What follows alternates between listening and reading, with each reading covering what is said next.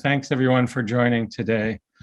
It was 2 years ago, on March 11th, when the World Health Organization first declared the COVID-19 outbreak to be a global pandemic. And so today we mark that anniversary with some relatively optimistic news for all of us. As of yesterday, over the course of the pandemic, we've reported 369,000 cases of COVID-19 in King County, over 11,000 hospitalizations, and 2,629 deaths from COVID-19 since February 2020. Over the last 7 days, we've seen an average of 226 cases reported each day. And this is down from a peak of 6,457 cases reported daily on January the 10th. And cases have declined in all age groups and in all areas of the county. Cases now are approximately at the same level they were last winter before the Omicron surge, about 3 to 4 times the level of cases that were reported last June and July, the summer before the Delta surge. The 7-day case incidence rate has fallen to 70 per 100,000. And this rate, along with our hospitalization rate and our hospital bed occupancy in King County hospitals, are evaluated to determine our COVID community level in the CDC's new classification. We can talk more about that. Our 7-day incidence rate is declining in all age groups, and it's currently slightly higher among younger people and younger adults compared to older adults. With respect to hospitalizations, new COVID-19 hospitalizations have sustained a downward trend over the past 2 months and are now comparable to the levels we saw just before the Omicron surge and just before the Delta surge last spring. The 7-day hospitalization rate in King County is 1.8 per 100,000 people. In the last 7 days, a total of 41 people were hospitalized for COVID-19 in King County, compared to 60 people per day at the peak of the Omicron surge in early January. Currently, 6 people are hospitalized each day, or someone hospitalized every 4 hours in King County. As the number of new cases decline, our healthcare partners are reporting that hospital capacity is improving, with just under 5% of staffed inpatient beds occupied with COVID-19 patients, compared to 21% of beds occupied at the peak of the Omicron surge. And this is comparable to the number of staffed beds that were occupied with COVID-19 cases just before Omicron surge, and a bit higher than that was seen last summer before the Delta surge.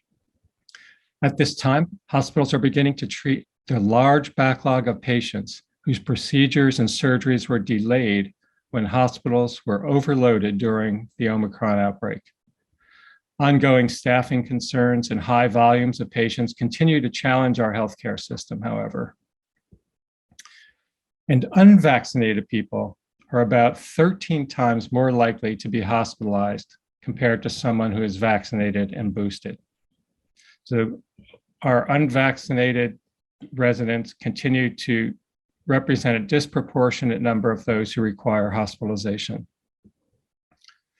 Our daily COVID-19 deaths have also decreased by 55% from an average of 9 daily deaths in early February to 4 daily deaths recently.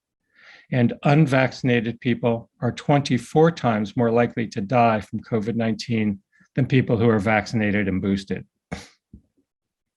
So let me just pause for a second, talk about how we're determining our community COVID-19 level according to CDC's new classification.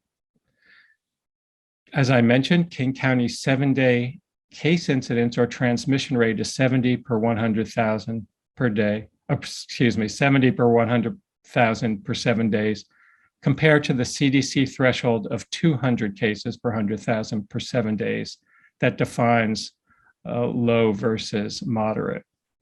King County's hospitalization rate is 1.8 per 100,000 over 7 days, compared with the CDC low-level threshold of less than 10 per 100,000 over 7 days.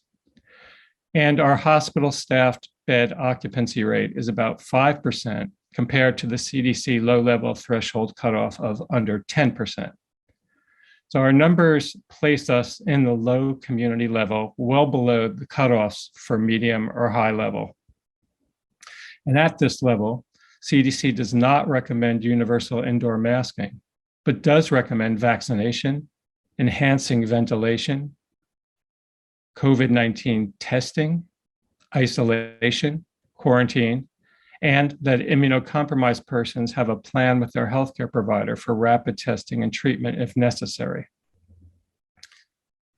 Now, with respect to our vaccines, we continue to track the relative risk of COVID-19 illness, hospitalization, and death based on vaccination status. And we've added booster status to this data available on our online vaccination status dashboard. With 85% of eligible people in the county having completed their primary vaccination series, and with the more infectious Omicron variant, we saw more people getting infected who were vaccinated as well. But this does not mean that the vaccines are not working. Although vaccination does not always prevent infection, it does provide measurable protection, with unvaccinated people being about 2.5 times more likely to be infected with Omicron than people who are vaccinated and boosted. So it's not 100%, but it is 2.5 times more likely that you will be infected if you're unvaccinated compared to someone who's vaccinated and boosted. Vaccination also decreases the risk that someone will spread the infection to others. But the primary value of vaccination is in preventing serious infections leading to hospitalization and death. And compared with people who are vaccinated and boosted, unvaccinated people are about 12.5 times more likely to be hospitalized and 24 times more likely to die from COVID-19 in the past 30 days. It's really important to understand how critical the booster dose is here, though, when we talk about protection against hospitalization and death. And it's important to get that dose when you're eligible, because people who have completed their primary series but have not gotten their booster dose are more likely to be hospitalized or die compared to people who've been boosted. So for the best protection, please get your booster as soon as you're eligible. Now I'll talk a bit about lifting our mask mandate. Given that the statewide and local indoor mask mandates will be lifting at the end of the day today, I wanted to briefly review our situation in the context of these lifting mandates and remind everyone that this does not mean that the COVID-19 pandemic is over. It does not mean that COVID-19 is no longer a problem. And it remains very reasonable for individuals to make the choice to continue to mask in indoor settings based on their personal risk assessment and preferences. The risk of acquiring COVID-19 today in King County, especially the risk of acquiring severe infection, is greatly reduced compared to earlier in the pandemic, thanks to the high levels of vaccine uptake by King County residents. And again, I want to thank everyone who's been vaccinated, because this is how we protect ourselves and our community. 93% of eligible King County residents have initiated their COVID-19 vaccination series, and 85% have completed it, while over 80% of those who are 65 years and older, and about 2/3 of those who are between 50 and 64 years have received their booster, which provides them with the highest level of protection. COVID-19 cases and hospitalizations are no longer at high levels and continue to decrease, and our healthcare system is no longer near surge crisis levels. In addition to protection from vaccination, the large number of adults and children that were infected during the Omicron surge will likely provide some additional community immunity for at least the near future. But COVID-19 is still circulating, and some risk remains, especially for people with weakened immune systems from disease or medications, people with certain underlying health conditions that place them at increased risk for severe disease, advanced age, and those who are unvaccinated and unboosted. So for this reason, the use of high quality, well-fitting masks still makes sense for certain people, particularly in crowded indoor settings with poor ventilation. And it's very reasonable to continue to wear a mask in indoor public spaces if you are at increased risk for severe disease, if you're unvaccinated, or if you're in contact with someone who's at high risk. In addition, some people may choose to wear a mask in public settings out of consideration for those other people who are at high risk, or if they further want to reduce their own risk for any reason. Layered COVID-19 protections continue to be important, and this includes staying up to date on vaccination and boosters, improving indoor air quality through ventilation and filtration, and for high-risk people especially, masking and considering limiting time in crowded and poorly ventilated indoor spaces.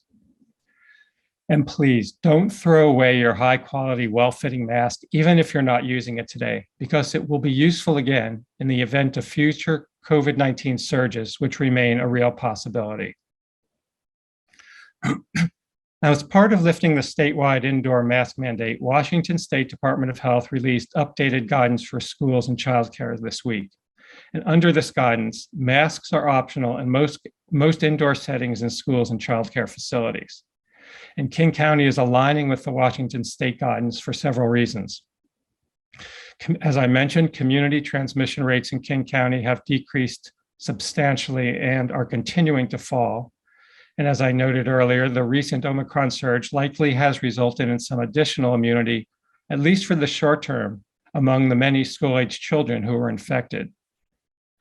In addition, regional school administrators in our neighboring health jurisdictions strongly desired a consistent approach to official masking guidance across counties and the flexibility to tailor school mask policy at the district level to reflect the values and risk tolerance of their individual school communities. So even though the mask mandate is ending, school districts and childcare facilities may choose to require masks for students, teachers, and visitors. And any individual who chooses to continue wearing a mask in school or childcare should be supported in their decision. Many families, students, and school staff are now working through making their own decisions about when and where to mask based on their own personal risk profiles and risk tolerance.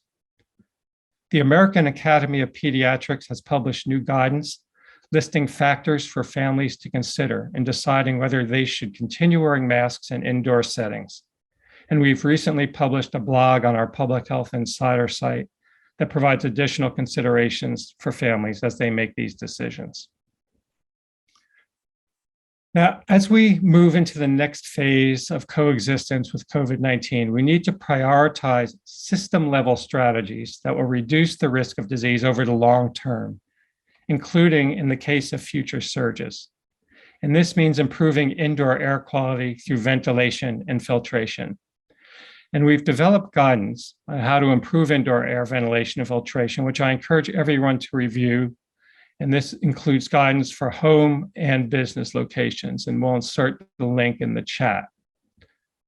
Our environmental health staff have been conducting education and outreach and technical assistance to help schools, childcare centers, and small businesses improve indoor air quality. And we're working with school districts to offer free in-person ventilation assessments to all schools and childcare facilities in King County. To date, our teams have conducted in-person assessments with over 100 schools and childcare facilities and provided over 2,000 free HEPA air cleaners to schools and childcares. We're partnering with community groups to provide free ventilation webinars and technical assistance to small businesses and organizations, and have done over 700 consultations to date. Public Health has also distributed over 6,000 HEPA air filters at no cost to homeless service sites, schools, childcares, faith-based organizations, and small businesses. And we've given over 600 box fan filter kits to households with vulnerable populations. I'm very much looking forward to new guidance from the Environmental Protection Agency, as well as new indoor air quality standards, which I hope will be available as soon as possible. It's critical to take advantage of this lull in COVID-19 activity to improve our preparedness for future surges. And I encourage everyone to do what you can to make improvements wherever possible to indoor ventilation in your homes, your businesses, and other public spaces. I want to pivot to vaccinations for a couple of seconds. Our vaccination work continues, and each day more people choose to get vaccinated and boosted. And as I mentioned, 85% of King County residents who are eligible, who are in the age 5 years and older, have completed their vaccination series, their primary series. 93% have initiated their vaccination series, and that is outstanding. We still have some more work to do on vaccinating children. Just over half of our 5 to 11-year-olds have now completed the primary series, and almost 60% have started their series. And over 80% of our 12 to 17-year-olds have started the vaccination series, and about 3/4 are fully vaccinated. So this is really great news, and we're making progress and have more progress that we can make in the coming months.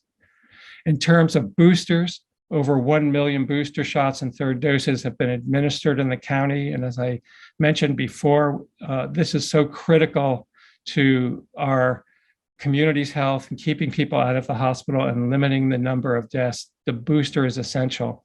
We have 84% of those 65 years and older who have been boosted. And that is one of the most important things in limiting the number of hospitalizations and deaths in the county. Also, about 2/3 of those who are between 50 and 64 years of age have been boosted. And we encourage anyone who has not yet received their booster dose to please get it as soon as possible. The rates of booster coverage among younger people are lower than they are among the older adults.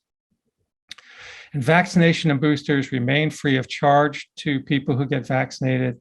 And there are many sites where you can get a shot right now without an appointment. So with that, I'll pause and welcome a discussion with you about where we're at in today's outbreak and where we're headed. Thank you so much, Dr. Duchin. As a reminder for media, if you'd like to ask a question of Dr. Duchin, please use the raise your hand function in Zoom. And first question is from Matt Markovich. Dr. Duchin, I actually have 2 questions, if you can hear me. Yes. The first off is, can you explain going forward the testing sites and the COVID vaccination sites? Are you going to keep them in the same hours, the same, everything's going to be the same, or are you going to be scaling back in the future? Okay. Yeah, we are pivoting our approach with respect to testing as the testing demand continues to decline. At our free testing sites, we still recommend making an appointment. You can get appointments, but to avoid wait times, we do recommend making appointments. We're still performing large numbers of tests at our sites, and we're continuing to distribute at-home tests throughout the county and the state, and the federal government are also doing that. But we are also pivoting our testing strategy from some, and our vaccination strategy, both from some of the large volume sites to more targeted approaches. So we'll have more information shortly about what's the changes will be in the hours and locations. But right now, you can still go to kingcounty.gov/COVID/sites to find the testing sites near you. Is that something next week, next month? Yeah, I can't give you an exact date, but we can try and get back to you with one. We'll have to consult with our testing team and try and get a date. I don't know offhand, top of my head, when that's going to be announced. And my other question regards the CDC risk assessment guidelines, the green, yellow, and orange chart. As people go forward and this is becoming more prevalent to look at what counties where they sit, is King County going to adopt that green, yellow, and orange kind of matrix to kind of easily suggest where we sit in the situation in regards to the CDC guidelines? Do you like that idea? What's your interpretation of that? Yeah, so I think providing standardized metrics and a system for classifying COVID-19 activity is critical for a coordinated national response. And so we're all on the same page about what measurements we're using and what we do in response to certain levels. And I really appreciate that CDC has now provided a rationale for these community levels, and they're really focusing on the impact of COVID-19 in the community. And in particular, they're looking at hospitalizations as a reflection of that impact. You may remember that their previous scheme had different breakdown of what they call transmission levels, which also ranged from red to yellow to orange to green. And those levels were empirical. They weren't linked to any particular metrics, and there was no published rationale for them. And many people are now saying, well, these new metrics are different than the old ones, and that's true. But I think it's important to remember that the old ones really weren't based on any rationale similar to the one that the new system is based on, that tries to get at community level impact of cases, not just count cases, but what do those cases mean? And over time, the significance of a case has changed a bit in that, the variants have changed. The Omicron, we know, is less likely to cause severe illness, hospitalization, and death. Reinfections and infections in vaccinated people are still cases, but they're less likely to be as impactful as cases in unvaccinated people that we saw earlier in the outbreak, and so on. So they're both categorization schemes, but the new scheme, in contrast to the old one, actually has a rationale for how they arrived at it, and they have thresholds that they've established that break us down into high, moderate, and low levels. And each of those are those thresholds too high for you? Right. Yeah, I'm getting there. So sorry, I'm just really long-winded as usual.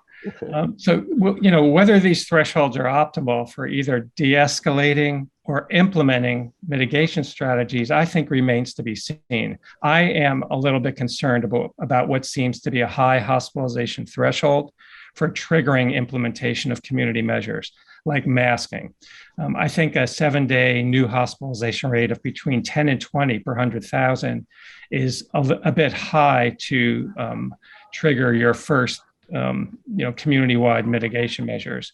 And for the reason I say that is, a hospitalization rate of 10 per 100,000 per week is equivalent to the highest weekly hospitalization rate that we've seen over the past 12 flu seasons. And we know that at a hospitalization rate of 5 to 10, our hospitals are very stressed.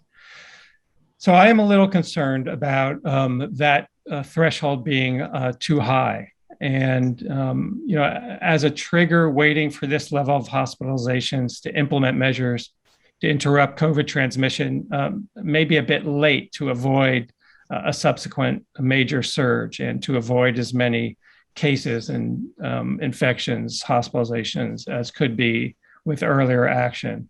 And I'm hoping that there'll be some additional modeling done that can help us explore and inform optimal metrics and the timing to trigger those mitigation measures under a variety of scenarios. And those scenarios relate to the transmissibility of the virus, the virulence of the virus, the immune protection from past infection and vaccination, and so on. So I would say the jury's out on whether those are the optimal metrics, but I applaud CDC for putting out metrics, for standardizing the approach, for putting out their rationale. And maybe we will be able to improve upon what they've proposed. I think, considering the rate of rise of transmission and the rate of rise in hospitalizations, and also considering data from other areas that may be experiencing surges before our community, may also allow us to take earlier action and improve prevention opportunities here. There are some issues. I also think that long COVID, cases are important in the context of long COVID. Long COVID can occur and frequently occurs in patients who don't require hospitalization, who have relatively uncomplicated initial COVID infections. And so we need to learn more about long COVID, and that can also help us inform the relative importance of preventing transmission that does not result in hospitalization. So hopefully that got at your issues. Thank you. Great, thank you so much. Next question is from Elise Takahama with Seattle Times. Hi, Dr. Duchin. Thanks so much for doing this morning. You mentioned the need for continued layered protections, especially vaccines and boosters now that mask mandates are lifting. So could you give any guidance for people who are feeling like there's been a little bit of mixed messaging, particularly now that the county has also ended the vaccine verification requirements? I'm not exactly sure what you're asking for. Sorry, Elise. Oh, sure. Yeah, I can rephrase a little bit. So basically, with mask mandates lifting and a lot of restaurants and businesses no longer required to check people's vaccine status, we've just been hearing from some people who are concerned about that, especially because public health officials are continuing to say that we need to stick to our layered protections and especially with vaccines and boosters. Right. So I think, that as the pandemic evolves, the strategies that we use as a community, as government, and as individuals also has to evolve and change. And we have very high vaccination coverage in King County, and we have done very well with respect to other communities throughout the nation in limiting hospitalizations and deaths throughout the pandemic. And right now, we know that our vaccine verification requirement, for example, which was for 2 doses and not 3, and which was put in place during the Delta surge to help our healthcare system primarily get through that surge and to limit the number of cases and hospitalizations, has served its purpose. And continuing a 2-dose vaccine verification system at only some places in the community where people get exposed, it really was not going to meaningfully impact population level disease, especially as we're in the waning stage of the Omicron surge. We've had lots of people infected with some immunity, and we've got very high vaccination coverage rates in general. We also know that even with 2 doses, it's possible to be infected with Omicron. And so it wasn't, once Omicron appeared, the policy wasn't as effective as it was designed to be during the Delta surge, where protection against infection was higher. So that all that is just to say that vaccination still remains critically important, and boosters remain critically important. And the fact that we don't have a requirement for 2-dose vaccination in certain venues anymore should not give anybody the impression that vaccination is not important. It's one of the main reasons why our community is doing well, and we're going to need to continue to have high vaccination coverage and booster coverage for those who are eligible to protect our community members and ourselves as much as possible. With respect to the masking guidance, I understand why people feel uncertain and confused about, again, the shift in guidance and the CDC criteria being different than the old criteria. And again, I think this is a recognition of how the pandemic is evolving in the US and here locally, with here in particular, falling hospitalization and case rates, high vaccination coverage rates. The risk to most people is relatively low compared to what it has been in the past, but it's not gone. And I'll speak more about this in a few minutes, but COVID-19 continues to circulate. So it's very reasonable for people to want to understand, what does that mean for me? And the way to understand that is to take into account, what is your own risk for severe illness? Are you vaccinated and boosted? And really don't downplay the importance of the booster dose. It's critical for full protection against, or the fullest protection you can get against hospitalization and death. So are you able to be vaccinated and boosted? And if you're an immunocompromised person, have you received all the doses that are recommended, the 4 doses? So everyone should be as vaccinated as they're eligible to be. That will help reduce risk. The other issues are, your own personal medical history that may impact how much risk you are at if you get infected, the type of your age, the others that you're in contact with who may be vulnerable. and your own risk tolerance. How much risk are you comfortable with? And this varies from person to person. Some people are very risk averse. Some people are very concerned, and I understand this, and I share this concern about the potential for long COVID, and therefore may want to take more steps to reduce their risk than people who are less concerned about long COVID. May not land you in the hospital, it may not kill you, but long COVID can be a very severe condition for some people. We don't really understand as much as we should or need to about long COVID, how common it is and how to treat it. So these are all factors that people can take into consideration when they decide if they feel like they need to continue to mask. And the other key consideration is, what activity are you talking about? Outdoors is a very safe. People should feel reassured that masking is likely not necessary in almost all outdoor conditions. Indoors, and particularly in crowded indoor spaces where you'll be spending a long time, or with activities that increase the risk for COVID transmission, like aerobic exercise and singing and so on, those situations also present a higher risk. So, you need to take into account your own personal vulnerability based on your medical condition, your desire not to potentially become infected because you might be exposing someone else who's vulnerable, your feelings about long COVID and the risk you want to take, and the importance of the activity, and whether or not mask wearing is a problem for you.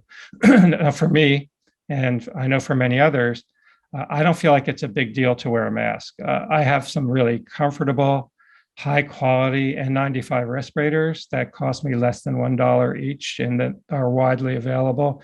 I wear them multiple times. You can wear them until they basically are soiled or the straps don't work anymore.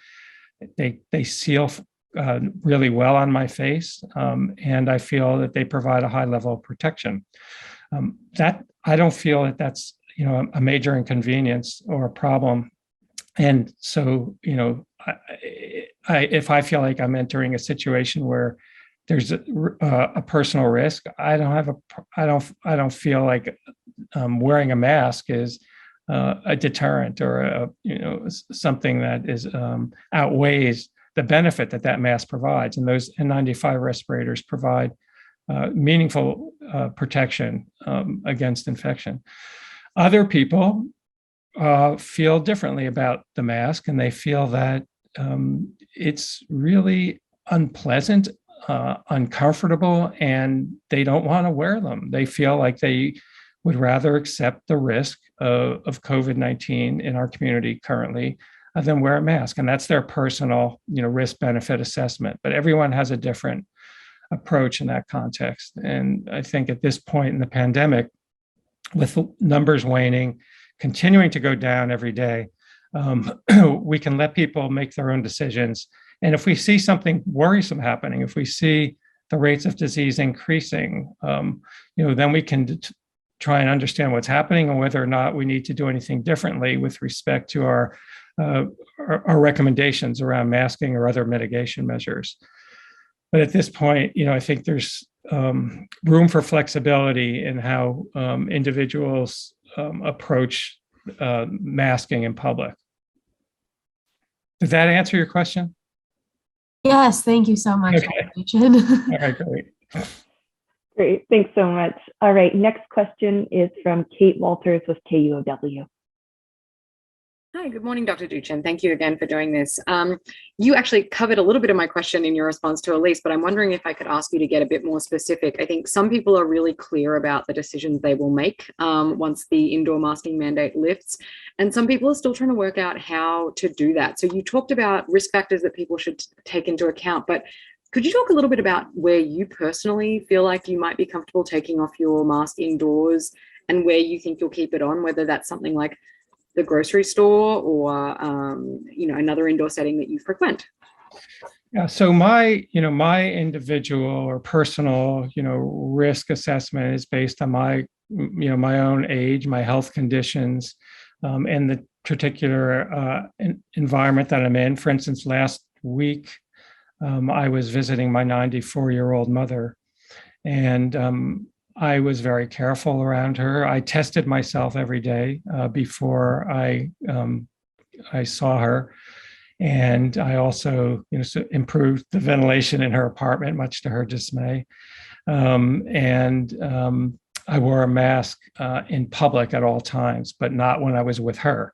We were unmasked together. And again, I was testing myself at that point. And testing provides a lot of reassurance, but it's not perfect. But we made the risk assessment together that we didn't want to be masked together. Currently, I will continue to mask in crowded indoor spaces. I don't really feel the downside of masking is very important for me personally. And I feel I would like to avoid even a non-serious COVID infection. I'm vaccinated and boosted, but I'm not interested in getting COVID, period. I would prefer to continue to be vaccinated if necessary, and avoid getting infected. Now, there are people I know who, have been vaccinated and maybe have had infections as well, and they've got very robust immunity. They may make a different assessment. But for me personally, it really will depend on the activity that I'm engaged in. I go intermittently to a gym and I wear a mask indoors in the gym, and I'll continue to do that for the time being. But all of these risk assessments will change based on the location, the activity, the number of people involved. If there's crowding, I'm more likely to want a mask.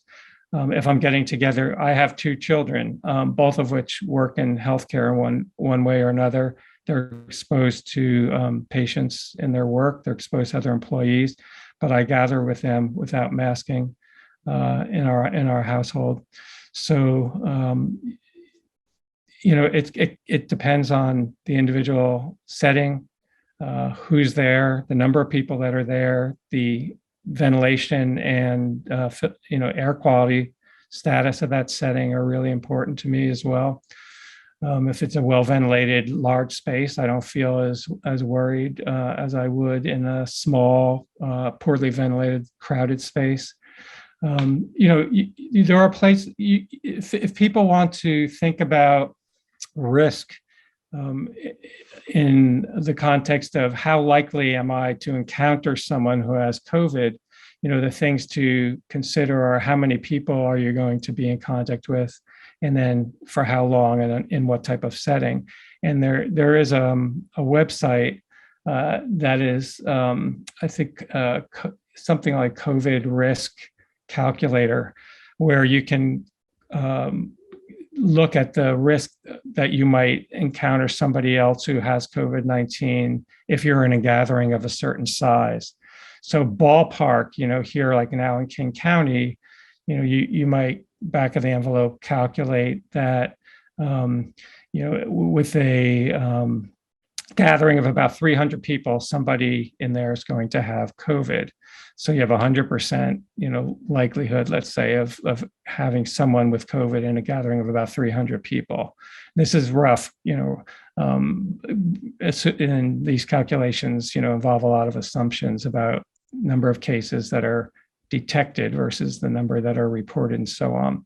But I did my own calculation, and then it turned out to be very similar to the one that this COVID risk calculator also calculated based on our numbers.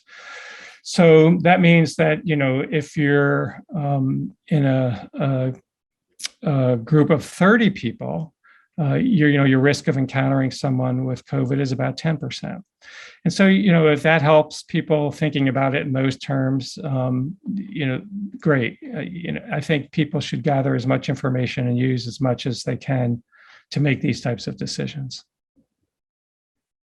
Thank you so much. Thank you. All right, next question is from Mo Hader. Mo, go ahead. Hi, Dr. Duchin. Thank you so much. Could you elaborate more on who, regardless of vaccination status, who still you recommend keep a mask on? And my second question is, you said this is not over. So what's next? What do we go from here as far as making sure levels don't go up? Yeah, and we thank you have for to the bring back question. restrictions and mandates? So right now, the requirements, the general requirements that the state had and that the county had and that all of our neighboring counties had, the requirements for masking of the general public and indoor spaces have been lifted. There are requirements still around, primarily around healthcare settings. Healthcare workers, including medical and dental, should still be masking, and there will be some requirements, recommendations coming out that I believe will entail requirements in places like correctional facilities and homeless shelters, at least recommendations strongly encouraging masking in congregate settings where people are in close proximity. But for the vast majority of settings outside of healthcare and correctional, and then some workplaces, which is dictated by L&I based on what's happening in the workplaces, and under workplaces are included healthcare facilities. But most places would not have any requirements for masking at this point. And then, I will talk a little bit more about that preparedness in a sec. And I'll thank you for your answer. Though I meant to ask, what I meant is who specifically, if they're high risk or if they're a certain age, regardless of vaccination status, even though the mandate lifted, who should still keep their vote? Specifically, who? Well, I think this is really what's now up to individuals to decide. I mean, I think the people who really should, are at highest risk are those who are immunocompromised, people who aren't vaccinated, can't be vaccinated, older adults, and then, people who have other underlying health conditions that might place them at risk for severe disease. Those people have, a different risk benefit calculation than people who are young and healthy. And in that context, people need to think about when they are trying to decide whether they want to mask or not, what's the activity that they're talking about? What will they be doing? What's the risk in that setting? I think everyone, should be thinking about the fact that COVID-19 is not gone. It's still around, and make a conscious decision about whether you're accepting the risk or if you don't want to accept the risk of being unmasked, then you have the choice to mask. But I think the key is to think about it. Think about your situation. Think about your health, your exposure to others, the risk of the setting that you'll be in, and then just make a conscious decision about, whether you accept that risk, you're comfortable with it. And if not, masks provide, I shouldn't just say masks, not all masks are equal. I really would prefer that people, if they're going to take that level of protection, use a high quality, well-fitting respirator mask, like an N95 or a KN95 or a KF94 that fits well, doesn't leak, and offers the protection that people are wanting from a mask. Thank you. Great, thank you. Now I want to take a question from community watching on Facebook Live.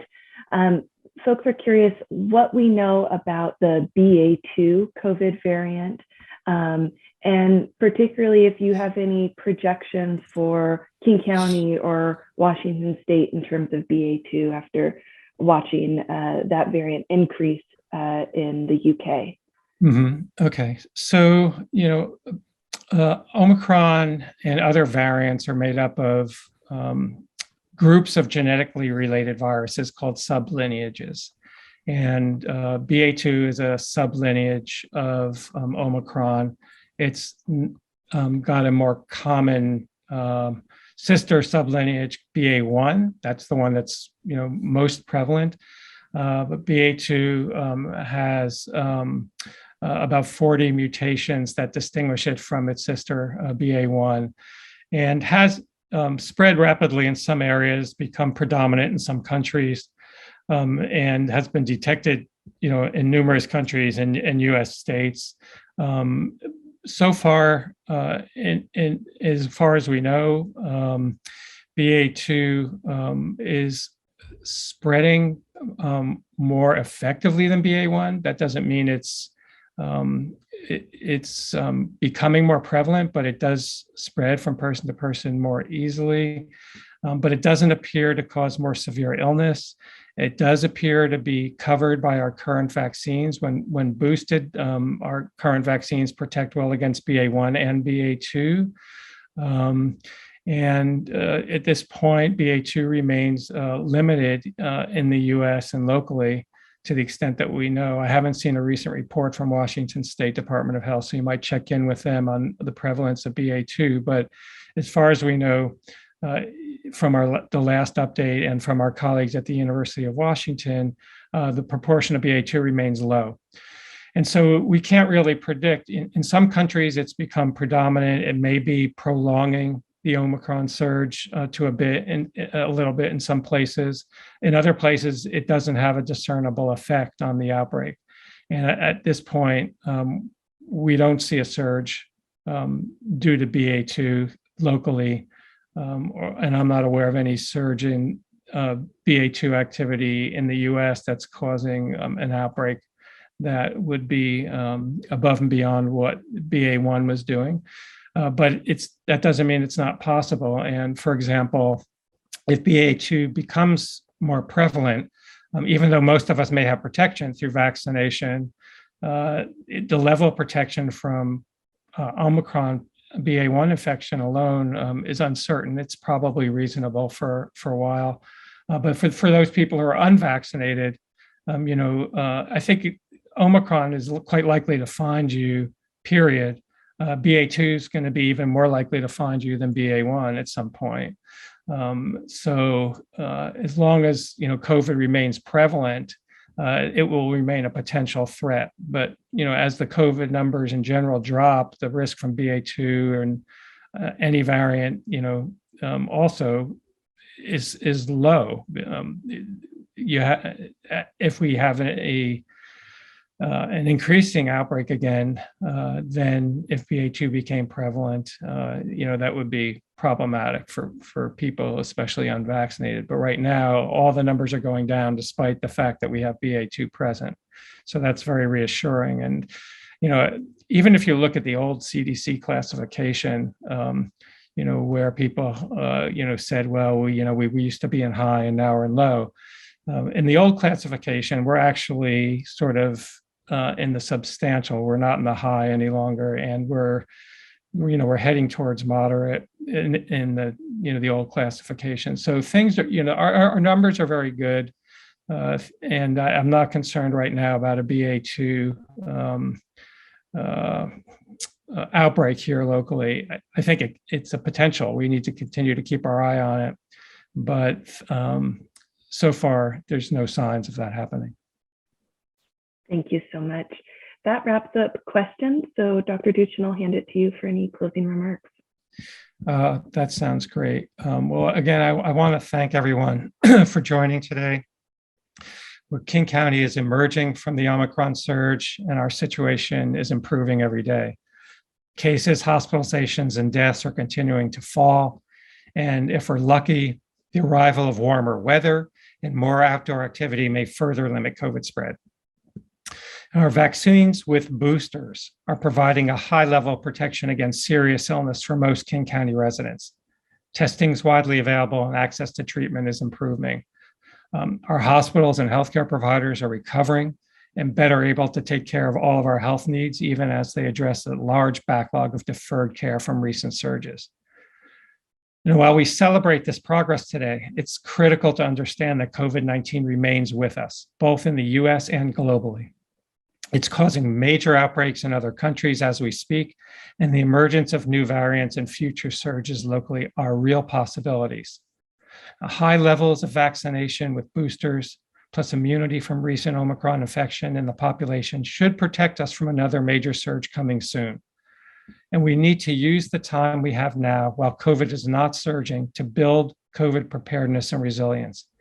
And this means, for example, not relying only on individuals to do the right thing, but making system-wide efforts to ensure ongoing high levels of vaccination, including the critical booster dose, improving indoor air quality in our businesses, workplaces, and other public spaces, providing ongoing access to testing and increasing availability of treatments, providing sick leave for workers, ensuring access to high-quality respirators when masking is necessary, and ensuring capacity in our healthcare and public health systems. We also need to have a much better understanding of long COVID and how to treat it. And finally, we won't be secure locally until we control COVID-19 globally. Now, I hope the worst days of the pandemic are behind us, but unlike the Sonics and Russell Wilson, COVID-19 is not going away, and we will need to grapple with it for the foreseeable future. Although much uncertainty remains, I'm optimistic that if we continue to take the necessary steps and don't take our eye off the ball, over time, we'll continue to decrease the damage this virus will do and its impact on our lives. So thank you again for joining us. I look forward to talking with you again.